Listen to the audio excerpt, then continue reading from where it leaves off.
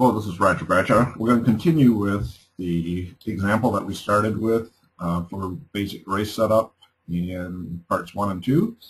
So we've set this race up. It's a 5K, 10K, or 5K, 15K, where the 5K division has only the finish line and results, and the 15K has a 5K split, 10K split, and the finish line. And this is accomplished with 2 timing points. So we're in this race, we also have start times that were recorded on the same reader that we are recording the finish times, which is a fairly common scenario. This race did have a wave offset time. The 5K division actually started 5 minutes and 5 seconds after the 10K did. So we're establishing the wave offset time here on the division record, and we'll save that. So for most of this exercise, we're going to be in enter results, chip results, importing times. We'll start with the start times. The gun time for this race was, find it here.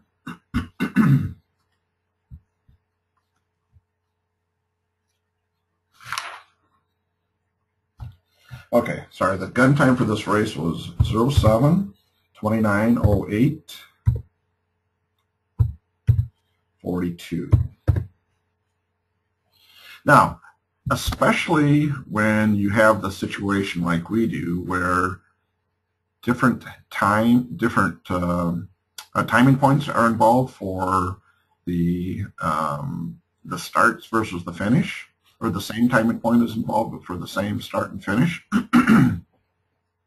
The range of times is really important. One helpful button is the minimum button, which will automatically set the bottom range of the import times to the gun time. And in this race, we know that all of the starts were within a few minutes of the initial gun time, so the maximum import time we're going to have to make sure we don't import any finish times is 07-48. So this means when we import the start times from this reader, the only times we're going to consider are those between 7:29 and 7:48. So we're going to do the import process now and browse for these times.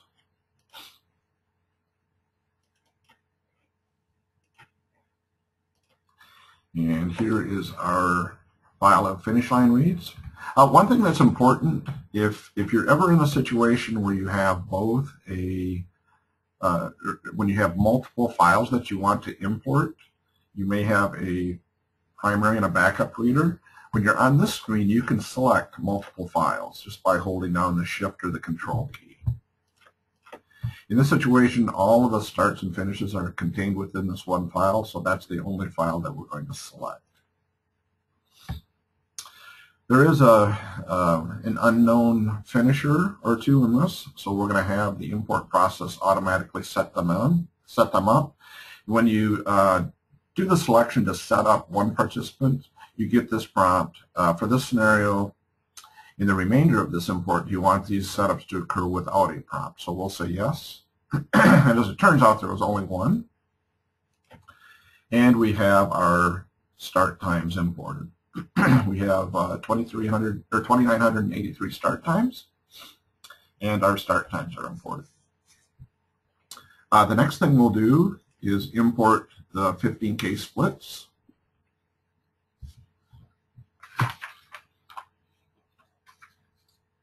And for the 15K splits, we're going to, there was actually some test scans that happened on this reader, and those occurred before 7:40. So we're going to limit our import here to only times after 7:40, so we don't get any of those test reads.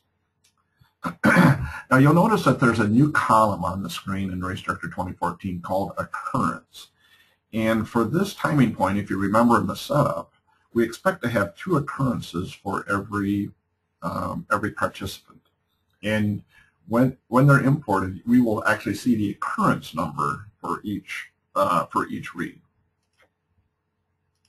Again, we'll browse for these reads, and we're going to select this, the 15K course map.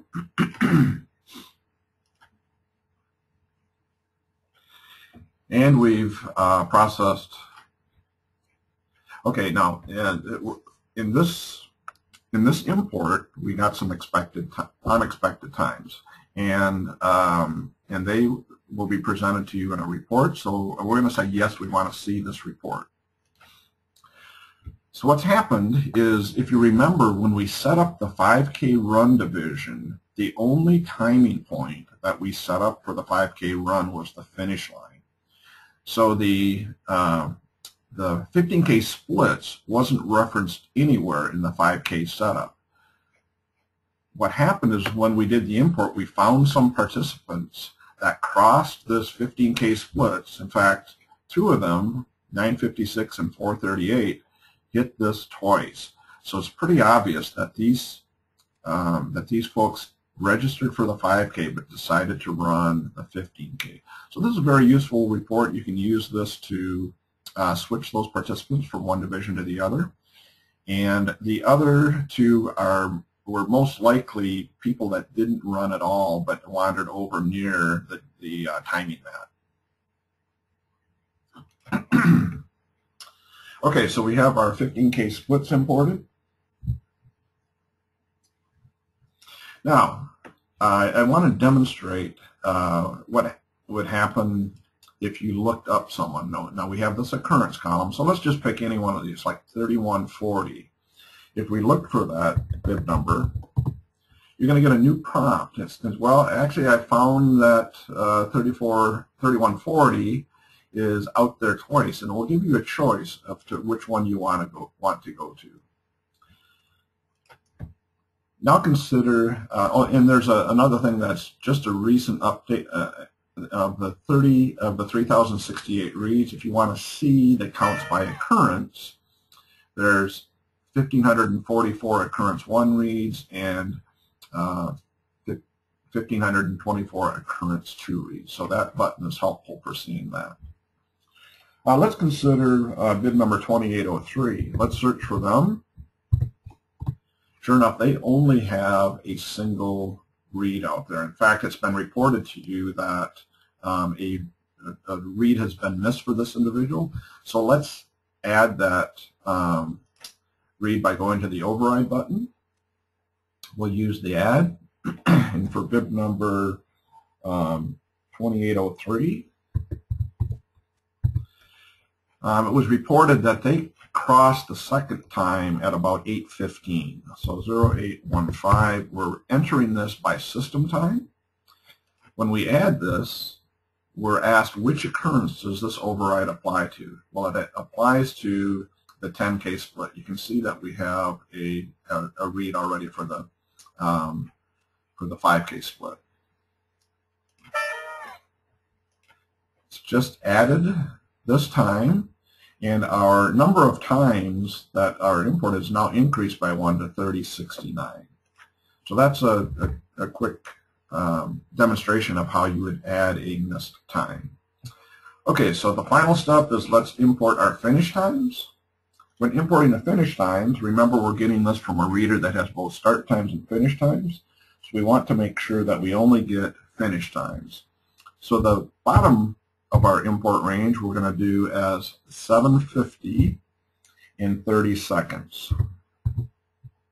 We know that there aren't any finishers ahead of this time. So by having a range of 750-30 through 99 hours, we know that when we do the import, we're only going to get finish times.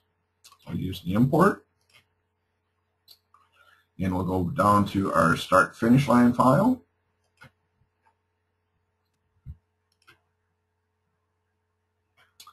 And we've successfully imported 3003 finish times.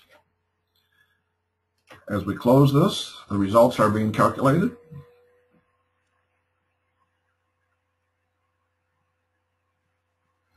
And we can now go and print results reports. So let's do an age group result report for the 5K.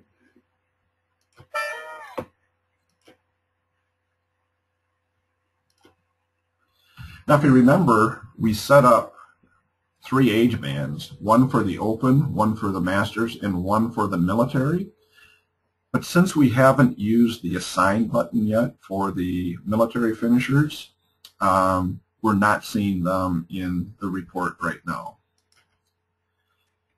Okay, so that concludes this part of the demonstration, and the final one, in part 4, I will show you how we will get the military finishers inserted into the top finishers, and we'll go through some other miscellaneous updates that were made in Race Director 2014 as well.